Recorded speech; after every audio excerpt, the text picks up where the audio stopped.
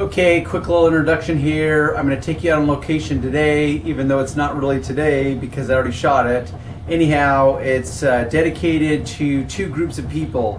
A, RV owners. I'm going to be up on top of an RV working on a roof, scrubbing algae and moss off. I want to show guys that want to get into the business that it can be an unglamorous world. I want to show you that my world is not filled with Ferraris and Porsches and Mercedes and Bentleys and go down the list. But the ironic part of this, and part of what I try to teach you, is what I call the hidden gem. So things can look at a casual observation as though it's something you don't want to touch. RVs is one of those. Boats is one of those. And this is where you've got to be able to have a little bit of experience and manage people's expectations. So if they have this in mind, but you know that this is unrealistic, but you can deliver this, and you have the right conversation with them and you bridge that gap, suddenly you can go from not having work and sending a customer on down the road and you won't get any business from them, to doing work that may be dirty and gross and less than glamorous, but you have now secured a job for yourself in the moment, and you are actually making more money doing this because you've now just talked the customer off the edge of unrealistic expectations, and now you're making more. And that's what I've tried to highlight in a couple videos. So I'm going to take you on top of the roof of this RV. It's nasty, it's gross. A couple of things. So I talk about where I had to call the customer because I showed up. I don't go out and do quotes on the phone. Travel time as a mobile detailer will kill you. So I don't go out and do quotes. It's not like I'm a general contractor that I'm quoting on $1,000 job, thousands of dollars of job, 10, 20, 100, whatever. That's not our world, detailers. So it also has to do with that, is I can't see what I'm doing, so I ask a lot of questions. I got there, I'll explain it in the video, so it's part of the unglamorous side. There's going to be a two-parter. It has all to do with, as a professional detailer, some tips that hopefully will be useful to you. And then as an RV owner, if you want to do it yourself, I show you the actual products I use, a common problem with RVs. So let's cut. I'll edit the videos together. It's going to be a two-parter, so if you're interested, the first part's more about you guys that are looking to get in the business. The second part is about the how do I do this myself if I'm Johnny, RV owner. Okay, let's go for it. Okay, Darren here.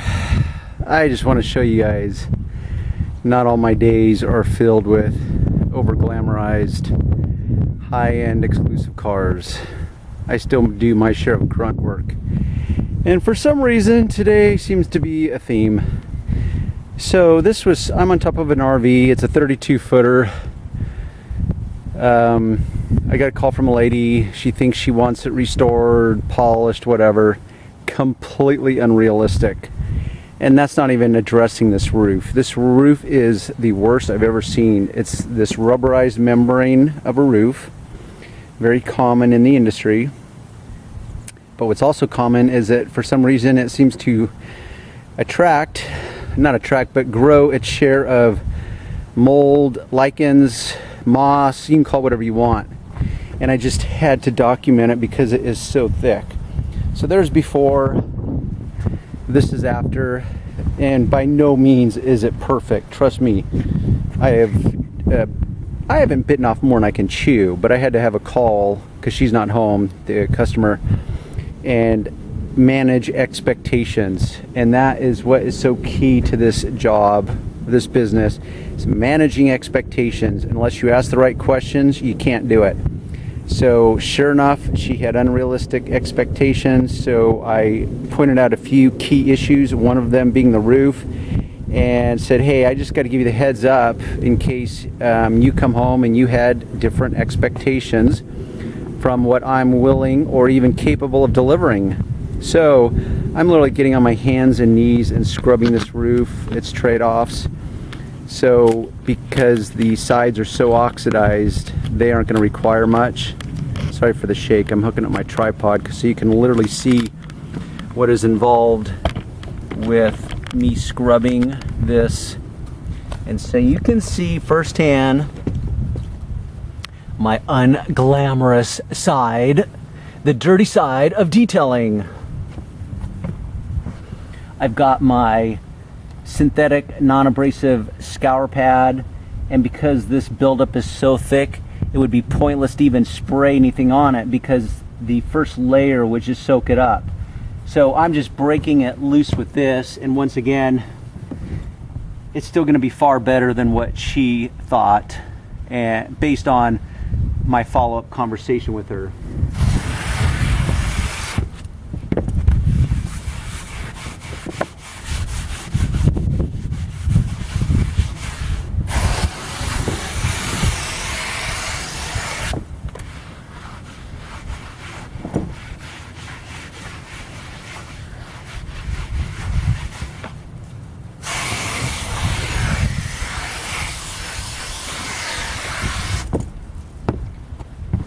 I am going to spray some degreaser on these covers. You've got the AC covers, you've got this cover, so I'll spray a little on that. Hopefully it's picking it up. I'm going to rotate this for us.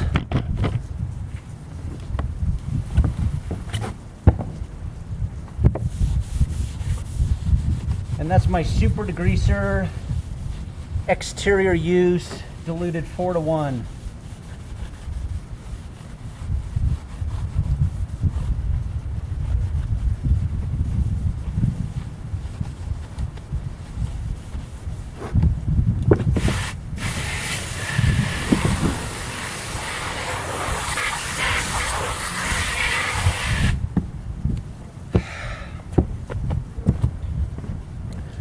This is a moment where it's like I need a full body condom.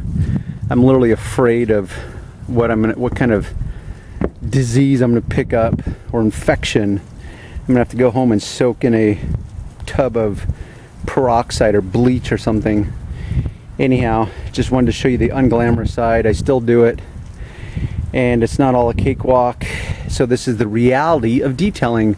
But with this said, look around. I can see almost a 360 degree view.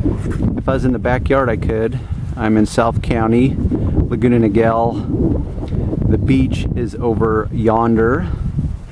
It's about 80 degrees. There's a very decent breeze out.